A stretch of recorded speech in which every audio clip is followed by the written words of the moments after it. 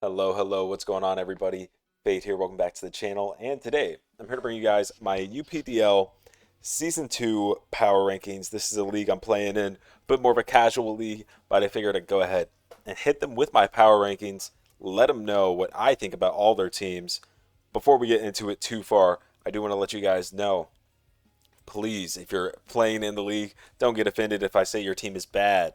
Not a personal attack. I am only ranking the teams based on the drafts themselves, not based on the quality of the player or anything like that. It is just purely the drafts themselves. And then, just don't get offended if I say your team sucks. I think that's all I have to say. If anything else comes up, I'm sure I'll think of it. Let's go ahead and get into number 16. Okay, at number 16, we have Silver Wolf, who I think does not have the greatest team put together here. I'll be totally honest. I think the biggest issue for me when I came and looked at this team and sort of why I saw it at the very bottom was just that Annihilate and Cinderace within this rule set just cannot be your best two mons. Annihilate cannot Terra, so it really limits its potential there. And I would say that's the biggest thing for Annihilate. I just don't think Cinderace is a mon that really functions as like the best possible mon on your team. It's just not a mon that I would see doing too well in that position. And yeah, this is Nat Dex with Z moves as well, and so I just don't see how it really came together here. I just don't think those are two mons you can have as the top two mons on your team. They're just simply not good enough. But past that, I don't really see the cohesion on the team. You see a few pivots here, but you don't really see that big breaker that you want to see, maybe outside of Annihilate Rage Fist later in the game. But again, that's not something you can really rely on either because it is so dependent on playing well, and it's not the hardest thing in the world to play around either. Of course, like I could totally see Silverwolf maybe skill diffing somebody and getting Rage Fist built up very high very quickly. But again, that is very dependent on like a lot of factors that have to go well. And I just really, really don't see the quality breakers here on the team. Maybe Primarina with Specs is like the probably the best breaker on the team. Obviously, G Molt with the Z move, uh, but I just really I don't see the breakers here that can come in off of that Cinderace U-turn, off of like an Treads, Volt Switch, stuff like that. I really don't. And like last year and G Molt are also like they could be decent breakers. They're not stuff that's coming to every game. Dragonite also can be a very good breaker. Not gonna come as like a pure breaker every game though. You're gonna definitely want to bring it as setup, and it definitely wants boots more than anything else as well. So I just didn't really see the cohesion coming together for this team. But I definitely could see a world where I have it ranked a little too low. But I just don't see the cohesiveness, and I don't see that top end threat that I feel like a team really has to have to warp prep. So yeah, I have Solar Wolf down here at the bottom. Let's get to number 15.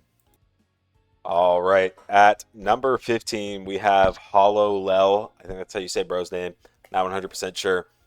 Let's go ahead and dive into some of the issues I have with this team and why I think it should be down here. And it really comes down to kind of a similar thing that I had with the last team. I just don't think Mega Sizz, Latios, and Chiyu can really be your best three Mons. I just don't think they warp prep enough. I mean, obviously Chiyu does warp prep majorly just because it's so powerful. But I just think when you look at a lot of the other teams, especially the teams that I have in the top half, this top three, um, it really is not on that same level in terms of warping prep and just how powerful the Mons are. I just don't think it quite hits that same level. And then I also have it noted. I think Quaquaval should definitely be their Z captain. I obviously don't think it should be Serena at all. And I think it being Quaquaval would definitely give this team certainly more to work with, just in terms of potential like ability to run away with a game. I think it'll allow Quabble to set up much earlier in the game as well with the Z move, uh, give it much more breaking power. I think it would just be a major, major boon. So, yeah, I really don't know why Quabbble is not the Z captain. It's 15 points and below. Quabble's 15. It should be the Z captain. But yeah, I just don't really see it with this team. And then also, if you look outside of these four mons that I have here, I just don't see anything else that I really like. Like Serena is like kind of a fake rapid spinner. It just stinks so bad. Dusclops, Shinsino are like kind of fake mons. Muck is actually really good for 5. I will say that. I think Sylveon's very easy to take advantage of. And Rhydon is like a decent mon for 4 points. But then you look and you're like, wait, Rhydon is this guy's best stealth rocker, only stealth rocker, primary stealth rocker, primary hazard setter. And that is just not good, man. That's just really terrible at the end of the day. Rhydon is simply not a mon that can come to every game, and certainly Frostlass isn't either, which means there's a chance you're playing several games this season without any access to hazards, and that's just really awful at the end of the day. There's nothing else about it that can really be said. It's really really bad. And then um I mean, I think that's really the biggest thing with this team, even more so than not having that top end um, Mon on the squad, top end threats. Rhydon just cannot be your only rocker. I think it having another rocker that can come to most games would rocket this team up at least a couple spots and would be absolutely massive just for this team's overall viability.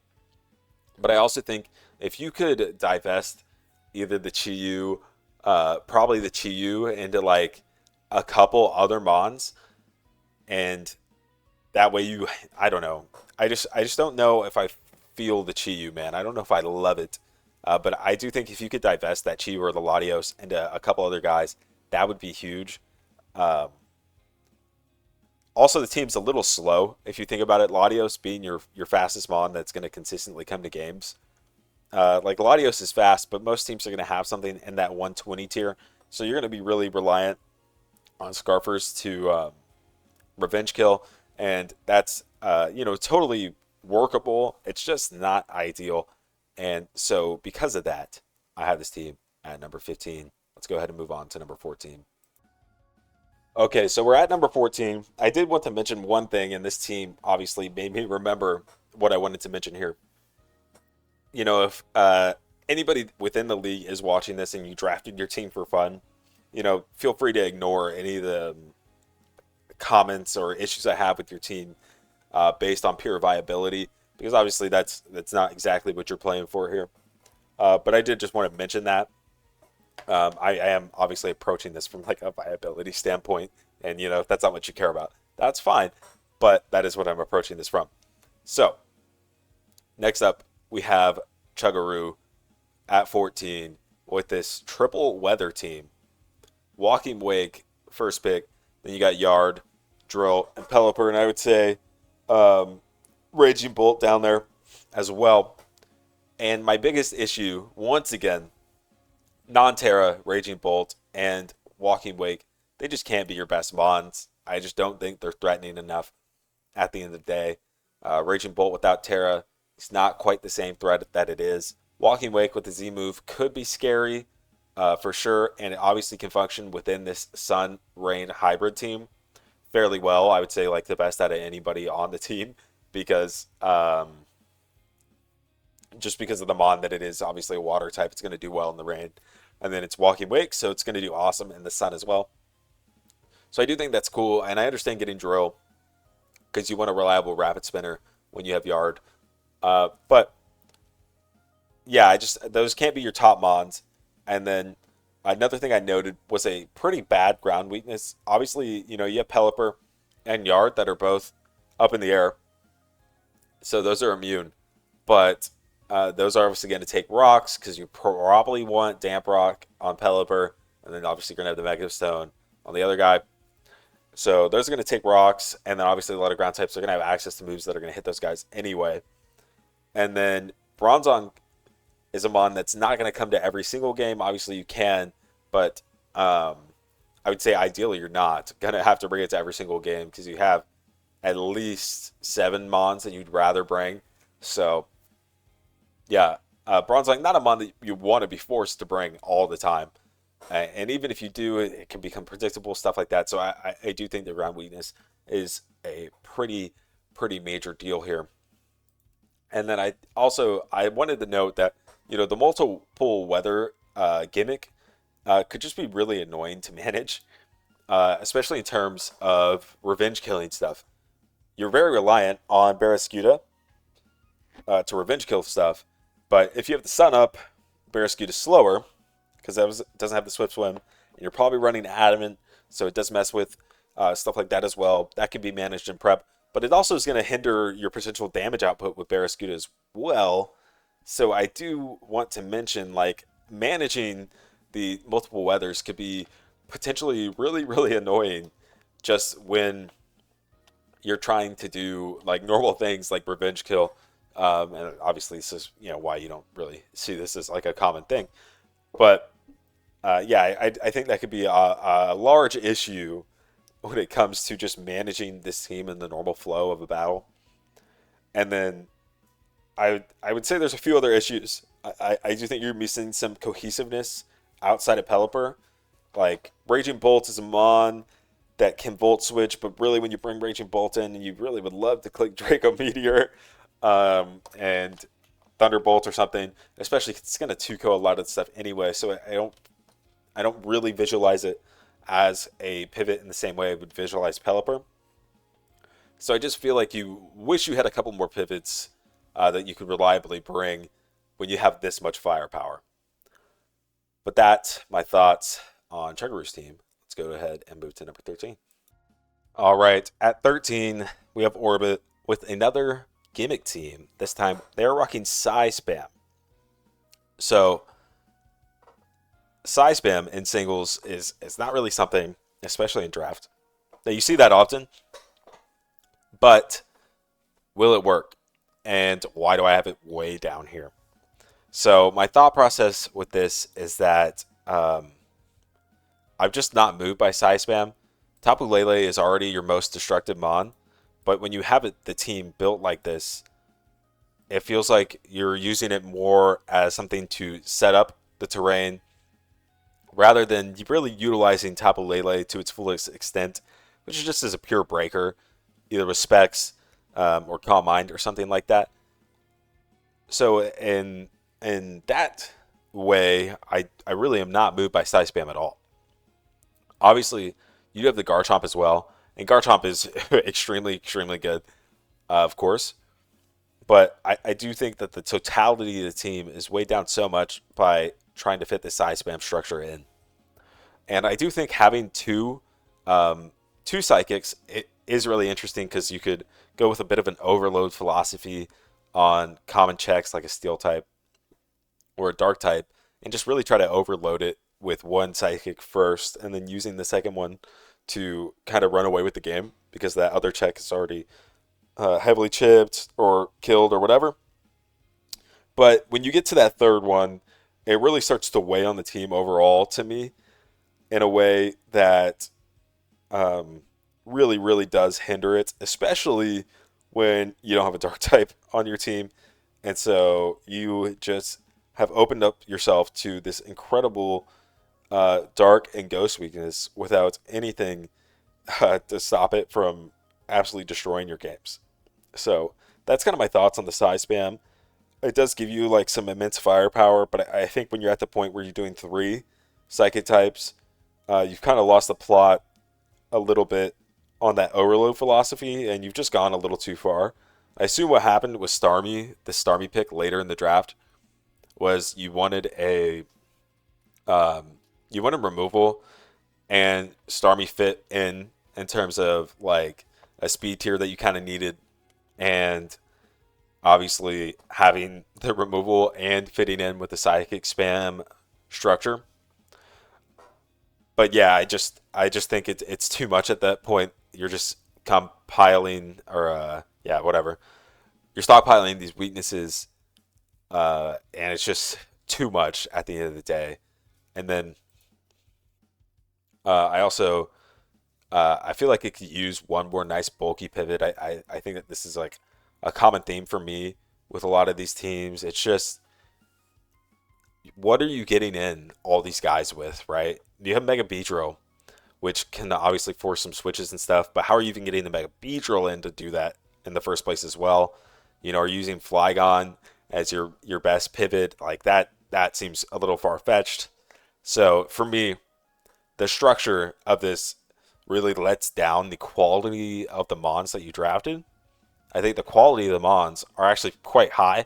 There's not a real like total stinker on the team, and the way that a lot of other teams I think have mons that are like mostly useless, but this one doesn't. It just happens that I think all these teams within this structure, or all these mons within this structure, they really just don't help each other that much.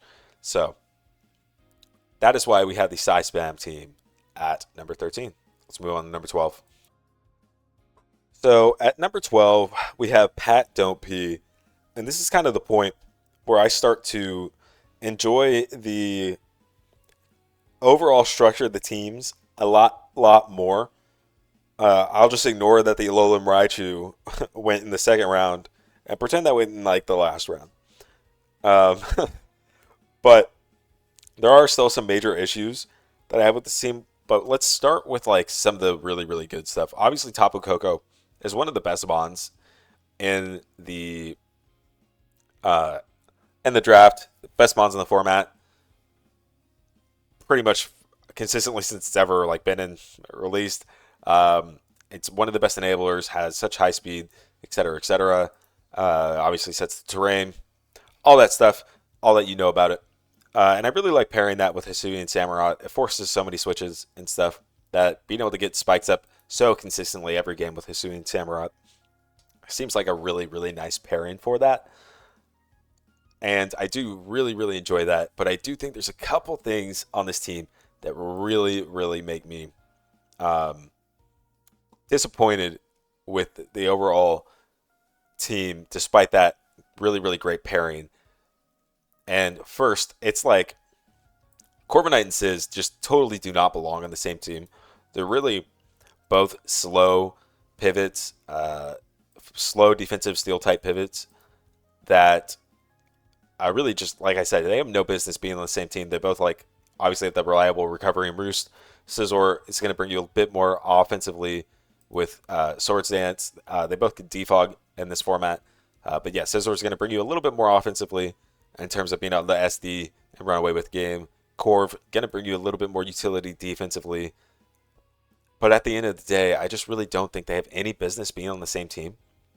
And then Toxapex, I really feel like it's going to slow the pace down that this team really could like just run away with if it kept like a high pace, kept switching, or kept forcing switches, kept enabling things with Coco and getting that spike damage off. I think Pex could really get taken advantage of because it just really I think just feels so out of place on this squad. I do enjoy the Halucha pick late. Obviously, I think Halucha is just easy add if you have the points to a terrain team. And I do like Mega Garchomp, but here's what I'll say. I mean, I like Mega Garchomp a lot, to be clear. And I do think it fits quite well considering you didn't have another ground type, obviously. Here's what I'll say, though. For all these teams that I've said so far, Mega Medicham did not get picked. Mega Medicham did not get picked. And especially for some of the teams way at the bottom, but even this team and even the last couple, Mega Medicham, I mean, especially for this team, would be a great fit. Obviously, it's a very common pair with Coco. But even for the teams lower, you could very easily do some drops and try to build around Mega Medicham. It's just so powerful. And I do think Mega Medicham would be a really great fit for just that instant power to pair with Coco. It's just would be really awesome because you don't really have that on the team. I mean, Mega Garchomp is a pretty cool breaker, but I would say it's not. It's just nowhere near the same level as Mega Medicham. Instantly, it needs that SD, and I think, yeah, you have. I think it'd be a better team with something like Mega Metacham instead. At the end of the day, and I do think some of the teams lower than this could definitely take a look at Mega Medi in free agency as well. But it's kind of my piece on this team. I think it's like I really do enjoy the structure of it, but I just think there's some unfortunate decisions made during the draft, some redundancies, and some mons that I don't really think fit on the squad. So let's go ahead and move to number 11. So at number 11, we have W. Perrin 11. And this team, I actually really do quite enjoy that top five or six or whatever. If you just ignore Gallade, slide Gallade down to the bottom half. I do really enjoy that top whatever. I think Meowscarada plus those awesome breakers and Mega Guardy and Ursaluna. It's just a really fun combo. And then King Gambit's like a little bit redundant in terms of types, but it is an absolute cheater at the end of the games. So I'll always respect King Gambit. And then you have Gengar as like that extra little piece of potential breaker, potential scarfer, stuff like that. So I do really like that initial structure. I unfortunately think that back half is just really, really garbage, man. I think Vaporeon's decent, but I do think Electivire, Fortress, and Hisuian Sliggoo are like pretty much totally unbringable. I don't think you're ever going to bring Gallade realistically when you have Mega Guardia as that psychic slot. And in terms of physical threats, Gallade's like the third best or fourth best on the team. Moltres is bringable. Vaporeon is bringable. But I just don't think that back half is good enough, especially when you look at the Stealth Rockers on the team. It's like Fortress and Ursaluna, and I think King Gambit also can rock, if I'm not mistaken. So you're kind of reliant on like maybe doing some like spike shenanigans with Meowscarada, which is not great. It's not what you want to be doing, and you don't want to bring Fortress all that often. It's just not a mon that you can bring to most games. But I do enjoy the start that this team had, and I think it definitely be shored up very easily in free agency. So, yeah, good top half. I just think the bottom half is too bad. All right, at number 10, we have JFan. Great Tusk and Greninja as your top two is really, really awesome. Unfortunately, I also really like Gloking, to be clear, and I think Iron Thors is a good Terra Cap. Good use of the Terra Captain. Being only under 8, you get the probably one of the best ones you could have gotten in Iron Thorns.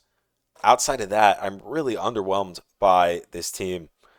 And yeah, I'm really underwhelmed. You know, Melmetal, when I remember when it first came out, it felt almost unbeatable. It's just so powerful and so bulky. But I do think it's a little too telegraphed at this point. And then the rest of the Mons just do not feel that good. Not Mons that you want to bring all that often. And then if you look at the team, it's really reliant on Great Tusk being a rocker, but it's also really reliant on Great Tusk being a spinner a lot of the time because the removal outside of that is really, really poor. I'm assuming that Enamorous can also defog, but it can't. So I'm not even sure what else does remove on this team, and that's pretty bad because it only leaves you two moves when Great Tusk. Really, one of its greatest attributes is just having that really, really awesome move pool on top of its awesome stats and Rapid Spin Stealth Rock. So you don't want to be forced into having to have one or both every single week. So that's probably my biggest issue with this team is I think the top two is great. Pretty underwhelmed by the rest. Or I guess the top three. We'll count Glow King. Glow King deserves to be counted. Don't get me wrong. Glow King's him. So outside the top three, though, it's pretty underwhelming. And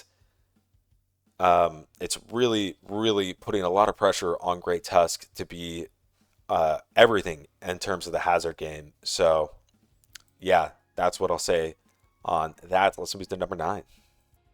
All right, at number 9, we have Skyhops. Skyhops is a team here that I'm honestly not a fan of the structure of at all, but there is simply so much firepower that I have to respect it, and that's how it gets up here at number 9. Obviously, when you look at the team, the firepower is absolutely insane. Volcarona, Rory Moon, Cartana, Thundy T. It's really, really incredible, and that's without mentioning Mew and Terapagos as well as those pure setup threats that could win the game at any time. Obviously, I call Terapagos a cheater all the time because it's just totally broken. However, it's missing a lot of the cohesive pieces that I think could really round out this team into being one of the top threats. It really puts a lot of pressure on Mew to be everything. It's probably the best. It's the best hazard setter on the team. Really, one of the only ones that's reliable. And then it also is the best bulky pivot. Really, the only bulky pivot on the team. You could try to use Rory Moon or Thundy T, but that just it's not very good. And you really want that bulky pivot when you have such firepower. So I just think it's this team is so reliant on Mew in general that it's really going to come back to bite it at the end of the day. I also think the Z move being on Volcarona, it's not very good. I think Volk is going to want to run heavy duty boots pretty much no matter what when boots are in the format. So I just don't see the move there putting the Z move on Volcarona. Obviously, I know you have some good removal on this team, but I just think you want the boots on Volcarona and you want the Z move on Thunderous T, if you ask me. But yeah, this team obviously has incredible firepower. That's why I respect it enough to put it at number 9. But I do think the structure is pretty lacking. So let's move on to number 8. All right, at number 8, and I forgot to clear these, but we'll just do it live because I already unpaused. We have Ian's team. I think Ian is another one where the firepower is just absolutely ridiculous, right? You see Sneasler, you see Charizard X as one of the best win cons and best breakers in the game. And then you also see Iron Bundle. The speed is just nasty. And sometimes there are games where there's simply no switch to Iron Bundle. And if it hits the moves, the Iron Bundle will just win the game. And then on top of that, you can add the Rillaboom, add the Iron Jugulus, all kinds of stuff, right? So the firepower is insane. Obviously, also have the Unburden. The win cons are just really, really ridiculous on this team. But there are some fatal flaws that I think really prevent it from being a team that could have been really maybe top 3, certainly top 4, I think. Um, it just has truly, truly bad removal, man. And I think that's a fatal flaw when you have Charizard X Iron Bundle. The removal just cannot be Braviary Claydol. It just can't. Charizard X obviously will benefit a lot from having true removal, so it doesn't come in at 50% every time. It's not forced to like be super bulky and roost. And the Iron Bundle would love great removal. It would really help free up its item, and when it can run specs, it becomes one of the most unstoppable mons in the game. So yeah, I just think having this bad of removal is really, really hindering the team in a way that prevents it from being one of the top teams in the league. And it's really unfortunate because the firepower on this team is just so amazing. I respect it this much to put it at number 8 when I think the removal is pretty much unusable. So, yeah, that's why this team's at number 8, not any higher. Let's move to number 7. At number 7, we have Dino. This team has a totally ridiculous top 5 when you look at the top 4 of that draft, plus Celesteela later on.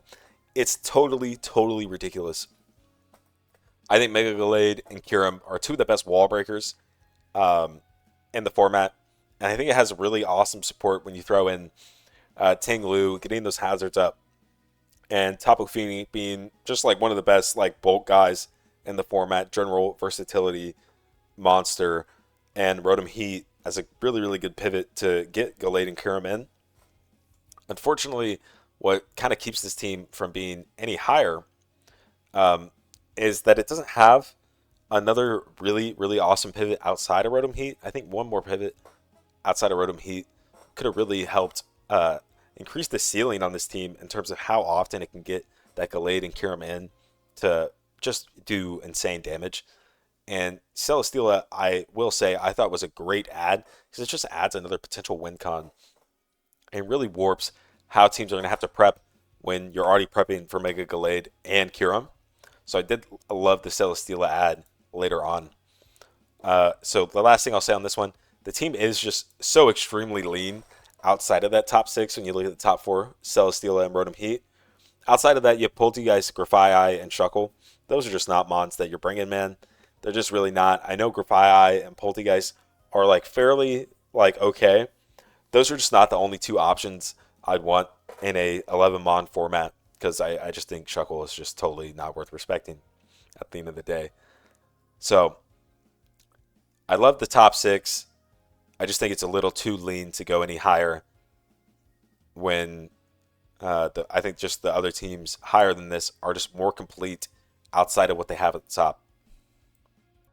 All right. And number six, we have Dylan. And this team, I respect so much, despite having what I consider a truly, truly fatal flaw at the end of the day. Ogerpon is the fastest spawn on the team, and it cannot Terra. So the fastest spawn on the team is 110 speed, and I just think that's not fast enough when you get this high up. You're really forced into scarfs, and there's obviously plenty potential scarfers on this team. But I hate being forced into that in prep because you don't have a mon that's like 115, 120 range. I just think it's such a big deal. And despite that, it can get this high because I respect the rest of the team so much. Goldango with Z moves sounds insane. Then you add Urshifu Single Strike, Engaging Fire, and Ogerpon, and Sandy Shocks. I just respect the rest of the team enough to put it this high, despite that totally fatal flaw, in my opinion. Um, I also will say I wish there's a little bit more bulk on the team. I think maybe you could have done a little bit more with maybe Shocks or Gouging Fire or Ogerpon and tried to divest that into a little bit more bulk. Obviously, Gouging Fire can be bulky. We know that. But yeah, I just think it could have been a little bit more cohesive with that bulk, despite that it does get this high, even though I consider it to have a fatal flaw. So let's go ahead and get to number five. All right. At number five, we have Against Jay. And what I thought about this team was kind of that it was just a really good balanced structure. Even the bulky mons on the team can't really get taken advantage of. You know, when you think about Mega Venusaur, that does plenty of damage. Obviously has access to some good utility moves as well to kind of prevent it from being taken advantage of. Jirachi can pivot, can do plenty of damage itself. Not going to really be taken advantage of. And Clefable, you know, maybe you could take advantage of it, but it also has plenty of sets where it can be the one that takes advantage of other bulky guys as well. And then, you know, the rest of the Mons, they don't inspire a ton in you, but when you look at all the Mons, there's a decent amount of other stuff that's pretty bringable. You know, I'll pretend that Mega Venusaur went later in the draft instead of round two. And yeah, I think when you look at the rest of the team, it's a nice balanced structure that, yeah, I just really enjoy. There is a pretty significant ground weakness, though. When you look at it, Mega Venu, obviously, being that poison type, not an actual ground resist. Gyarados, not a real ground resist. Noivern, not a real ground resist at the end of the day. I would say especially Gyarados, though. At least Noivern, you can feel a little bit more confident in coming in. So, just a really significant ground weakness that definitely could hamper this team. And then, you know, I said there is a decent amount bringable in that bottom half. It still could be a lot better. It could be a lot more than what it is. But overall, I would say this is a pretty decent balanced structure. And I think if you maybe trade out that Hisuian Zoroark or something like that, or turn the Avalugg and Sirfetch'd and Mr. Mime into one mon or two mons to help shore up that ground weakness, I think this team could definitely go even higher. So I quite enjoy this structure. Let's go ahead and move to number four. All right, at four, I have Table Guy, and I admit I could have this a little overranked. This team could be a little overranked, but that top three just really gets me riled. It's one of my favorite top threes in the whole draft. Iron Valiant, obviously a ridiculous mon. One of the most ridiculous move pools you'll see. The ability to hit either side, set up on either side. and has really good utility moves outside of that. Just one of the most useful and versatile mons in the draft. That's why it's 20 points. That's why it went first overall, I believe. And yeah, it's just awesome. Aegis I do love. Defensive monster that also can double as a really, really awesome wall breaker, and can be a good setup mon with SD as well. So I think Aegis is really awesome, and I don't mind the price at 15. And Lando, especially in this Nadex format, when it has access to defog, it has access to knockoff, it has access to all the moves you can possibly think of. 17 seems totally fair for it, and yeah, I just love this top three. I think it's awesome. And you add Latios and Z Manaphy later on.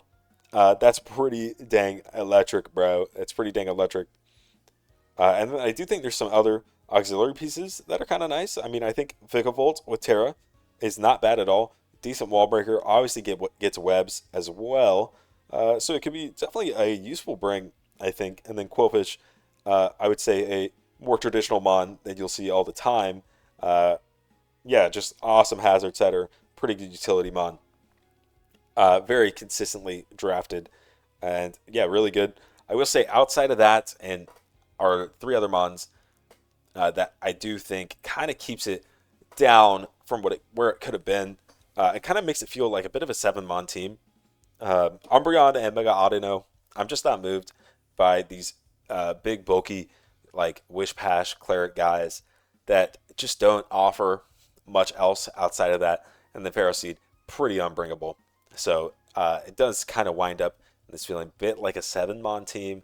Of course, Umbreon and Mega Audino are mons that you can bring, but they're, I think, pretty easy to take advantage of. So we'll see how Table Guy kind of gets around that this season. But I just love the kind of top end mons on this team. I think it's just going to be really awesome, and I think it'd be a really fun team to use myself, to be honest. So yeah, like I said, it could be overranking it because I just like the mons, but I do think it's genuinely quite strong. So let's go ahead and move on to number three. All right, at number three, I went with myself, and I would say the number one reason I decided to put myself this high is I think I have the best win con slash setup threat that is allowed in the format with Z Blaziken. Yeah, I just think clicking speed boost and or clicking speed boost, just getting this guy in, getting that speed boost, and having access to Z moves is going to really help boost this guy's potential to sweep or even break in general. And also do it without potentially killing itself because you can take one Flare Blitz recoil turn away as well. So I just think it really helps break Blaziken in that way. So I really enjoy that. And I think Mega Diancie is generally one of the best breakers in every format. I just think the sheer power it has with Moonblast is almost unmatchable when you think about how powerful Moonblast is in terms of base power. The stat it's coming off obviously can hit both sides. It's just pretty unbelievable, and it also has access to a bunch of utility moves that make it really interesting as well because it's going to force so many switches. I will say I am maybe a little overly reliant on Blaziken and Diancie to do a lot of my dirty work because if you look at the rest of the team, Metagross does have a high attack stat, not really what it does anymore. I would say at this point in the Metagross's career, he's getting a little long in the tooth. 135 ain't the same anymore. So yeah, maybe a little bit overly reliant on Diancie and Blaziken to do a lot of that breaking and things like that. But I do think it's kind of helped a little bit because I'm paired with Rotom Wash, which I think is just one of the all-time great pivots in Draft League. It's just very, very consistent mon. Probably the best Volt Switcher in the game, I would say, just because that Hydro threat makes it very easy to Volt Switch, even if the opponent has a Ground type. And then Crobat is that nice faster pivot that also can force some switches and one of the best revenge killers just based on its speed. And then I do like the bulk I paired with it. But yeah, I would say the reason it's not any higher, I do think I'm just a little too overly reliant on Dynasty and Blaziken in terms of breaking and just overall offensive output. And then maybe a little too overly reliant on Donphan just for your hazard control stuff. But yeah, let's get to number two. All right. At number two, Killer Austin, who I think I got a total steal with Zera Aura for only 17 points. But let's talk about the whole team here. Killer Austin has one of the most incredible top sixes you will see. It's totally insane. And you just go down the list. Those are all really good mons that can be pretty much brought every single week. And even past that, there are some mons that can still be brought. So I just think it's one of the more complete teams that you'll see. Zero Aura is just one of the best setup threats you'll see. Puts so much pressure on ground types, and it can really just chip them down through the course of a game until it's at the point where it's going to win. And obviously, it forces so many switches. You can take advantage of it in so many other ways. Zero Aura is just awesome. 17 points, I do think he's a little bit of a steal. Could have easily been an 18 or 19 pointer. Torrentee, obviously ridiculous. Best pivot probably in the game. And then obviously in Natdex gets access to defog. Just has so much utility. Just look at the move pool. It's just totally insane. Totally insane. And then you add Heatran, all the utility it has, just the pure stats that it has. Hooba Unbound as a really sick breaker to try to pair it with the Zera Aura and the Torrentee and soften things up for those two. Petrunt as just this absolutely insane bulk guy. And I think Hydrapple is kind of a bit of an underrated ad for this team that maybe was going to be a little overly reliant on Torrentee switching in to ground moves. You just add this bulky ass guy to come in, sit on stuff, has regen as well, so you get that bit of that regen core, that classic regen core with Torrentee, and then it also has the power to where it gives you a bit more of that breaking ability, especially when you have moves like Draco, like Leaf Storm, that you can get off as well. And obviously, you also have Fickle Beam, which is totally a ridiculous move too. So I love the Hydrapple ad as well. The only unfortunate thing that you'll see with this team is it just is going to be limited by the lack of a real Ghost and Dark Resist. I just think the team needs a Dark type really badly, and its hazard control is maybe a little mid. It could be really pressured into running Defog on Torn.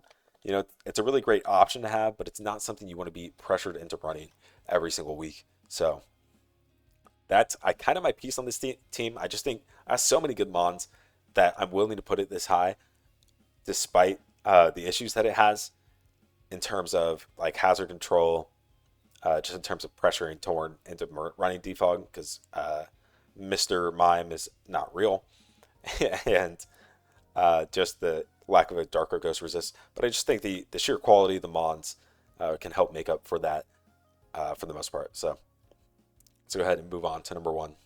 All right, here we are. Number one, Polychad with the Dragapult. Dragapult is the best enabler for all your other mons. It's going to force so many switches due to its pure speed and its ridiculous typing. It forces so many switches. Can get that user off for free and bring in whatever you want. And on top of that, I think Polychat has another enabler that's quite good in the Infernape with U-Turn. But Infernape is also the Z-move user, and Infernape is obviously a known, awesome, good Z-move user. So Dragapult could be doing a lot in enabling for Infernape as well. Just, U-turning, and then Infernape comes in, can pop a Z, kill something. But also the rest of the team, I think, is really, really solid around that. Ogerpon Cornerstone is a good breaker. I think that the team maybe would have been lacking, obviously, in Infernape, but the Z move, really good. The stats are still pretty mid at this point, though. So Ogerpon Cornerstone, I think, is a really, really good, important piece for the team. And then I think you look at the kind of other half of the team, because I think this is a pretty balanced squad. I think Gliscor, obviously, is great. And I will say, anecdotally, I expect Polychat to be able to take advantage of quite a few players with this Gliscor. But I do think it fits really well into the team as another potential pivot just being able to pivot around. Empoleon is really good. Florges is kind of fake, but I think will get the job done. And then Overquill and Cyclizar and Kilowattrel are all very bringable. So I just think this is one of the teams that has truly all bringable mons, which does set it apart a little bit. And then it has the best mon in the format in Polt. Um, I guess Polt or Valiant, really. But yeah, I maybe would take Polt. And Polt is certainly the best enabler. Really, the only gripe I have with this team is I wish it had like one more true breaker. I think Cornerstone is really good, and obviously Rock is incredibly hard to switch into. So in that way, I think it's great. But I do kind of wish there was one more. I wish there's one more true top of the line breaker at the end of the day. But I think the offense will be impressive enough, just with Polt and Infernape enabling all these other mons on the team, and obviously them in themselves are really, really impressive offensive tools as well. So I have Polychad. I have Polychad at 1. There were community rankings, I guess. So before I get out of here, I want to take a look at those and see kind of where I differed the most. All right, here we are. And before I end it, let's go ahead and take a look at this. The community rankings, every player, I believe, filled this out, put rankings for every player. And you can see Polychat at 1. That does make sense. That's who I had at 1. And yeah, I just believe that's correct. But then I would say the biggest discrepancy maybe is Dylan was actually at number 2, tied with Polychat in terms of the overall number, or I guess the raw number. I had Dylan all the way down at number 6. So that's a decently fair drop from where I had Dylan. They also had Ian at number 3. I believe it. I had Ian all the way down to number 8. So that's an even bigger drop. Yeah, I did not see the vision there. I did not see the vision there. J-Fane at 4. That might be the biggest drop all the way down to number 10 for me. So that's another big difference from kind of the community-wide rankings. They put me at number 5. I had myself at number 3. That's pretty close, I would say. They had Killer Austin all the way at number 6. I had Killer Austin at number 2. Also a decently large gap there. They did say they just weren't feeling it, but I don't see it. I would say the absolute biggest one, though, oh my gosh, I'm just seeing this now. Orbit at number 7. For them, I had Orbit all the way down to number 13. I mean, I have Orbit. That's a lot of spots. That's just a lot of spots. They had Pat Don't Pee at number 8. I have Pat Don't Pee also pretty far down at number 12. So that's wild. Table Guy all the way at number 9. I have Table Guy at number 4. So yeah, that's crazy. Um, that's crazy. But I also have, let's see, Skyhops, number 10. Where did I have Skyhops? Let's see if I remember. I actually had Skyhops at number 9. Pretty close. Pretty close. Definitely can't be mad at that. So, um, yeah. Next up, Dino at 11. I had Dino a little higher than that. I had Dino at number 7. Interesting, interesting. Against Jay, this is going to be another pretty wide one, I believe. Against Jay, 12 for them. I have Against Jay at all the way at number 5.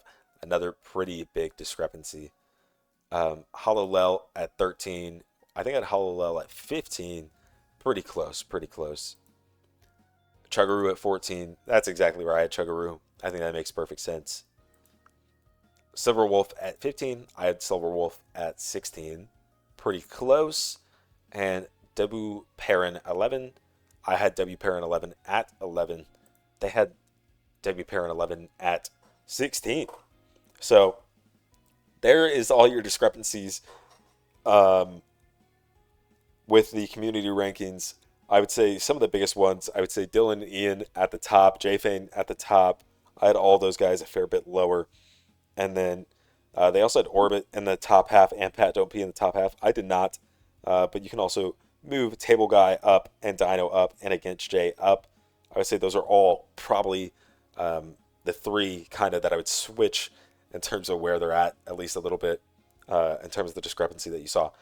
Anyways, I went a long time here, so let's go ahead and get out of here. Like the video if you like it, subscribe for more. Please don't be offended if I put your team at the bottom. I'll catch you guys.